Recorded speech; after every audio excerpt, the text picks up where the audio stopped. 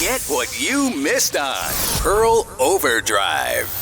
Harriet says on our text line, spare the rod, spoil the child. That's how she begins. And then she also says, also parents have neglected their time and purpose of being parents as they end up looking for money and forgetting their responsibility. Also, parents nowadays do not care about children anymore. They want children for bearing their names, but anything to do with discipline and responsibility, they don't want.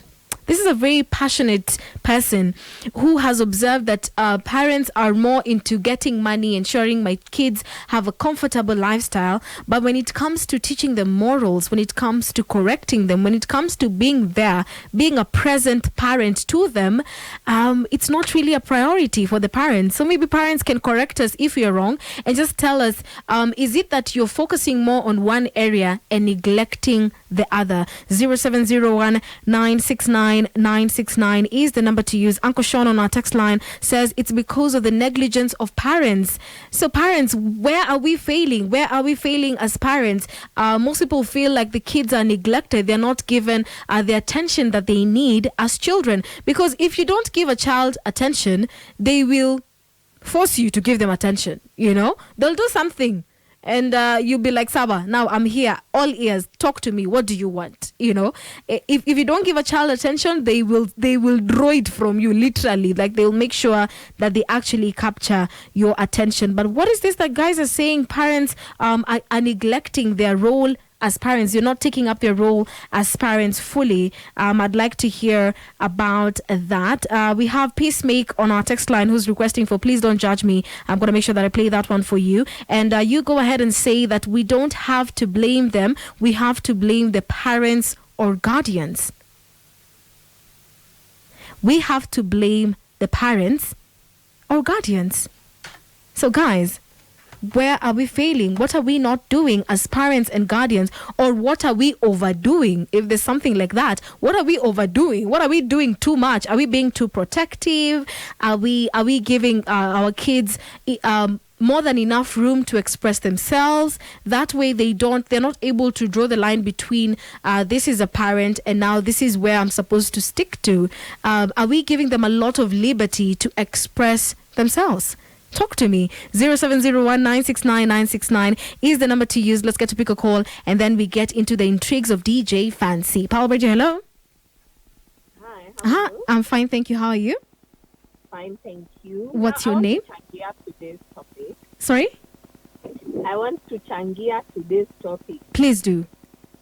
And I wanted to demystify something. I wanted something to be demystified for me. Mm-hmm.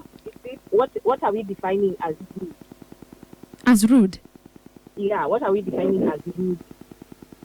You know, there's the way a child would talk back to an elderly person or, you know, just behave in a certain way that they're not respectful. Okay, so now, yes, as a parent and as a child, mm-hmm. Now can I call myself a child too? Yeah. As a parent and as a child, yes, there's two things. Mm-hmm. There's an outspoken child mm-hmm. and there's a rude child. Yes. And so what I would say is sometimes as we were our outspokenness was dumbed down a bit. Mm-hmm. So we couldn't if an adult was lying, we couldn't tell that adult you're lying, stop lying, you know, because it was considered rude. Yes. However, that also brought about more issues where children were afraid of telling their parents about things that have happened to them from a different adult, because if the adult lied, they couldn't confront that adult. Correct. You understand? Yes. So now, there's the outspokenness which the current generation has that we do not have. Mm-hmm. And sometimes outspokenness can be considered as rude. And that's why I was asking, what is rude and what are we defining as rude? And we cannot also blame the parents completely, because if it's a child between 0 to 10 years old, fine. I would almost blame a parent. But anyone above 13 has thoughts, has a mind to think. And so if a 13-year-old conjures up in his mind to be vulgar and to be rude to an adult, that is not a failure on a parent. Yes. A child also must be responsible for themselves. Correct. It's not always the parents' fault. And so we cannot sit and say, oh, the parents of nowadays are problematic, they are not doing what they can. They are. They are working hard, we are working hard, and we are disciplining our children. But when you grow up, like now, Joannick. Yeah. Yes. If you decided to be outspoken to an old generation person, you've been rude to them. And yet you are just making clear boundaries of how you want to be spoken to and how you want to be treated. Correct. Yeah? Yes. So we have to define what we are calling rude. We have to also hold accountable the children who are being rude as their own person, because a parent will definitely not teach a child to be rude. Yes.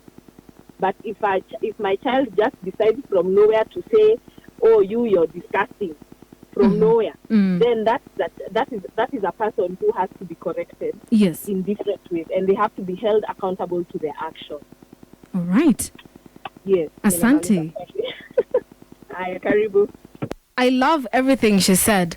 And there's something that has come out really clear. The fact that we're not supposed to put all these children in one box and say that children of nowadays. Could be it's just an individual. Could be it's just 2 or 3 individuals here and there. And also it's good for us to make sure that we are very clear on what we are calling rude, what we feel that these children are not doing right. But also we are not supposed to be ignorant of the fact that children nowadays are more outspoken. They're more vocal. And there's nothing wrong with that. Pearl Overdrive. Weekdays from 3 p.m. to 7 p.m.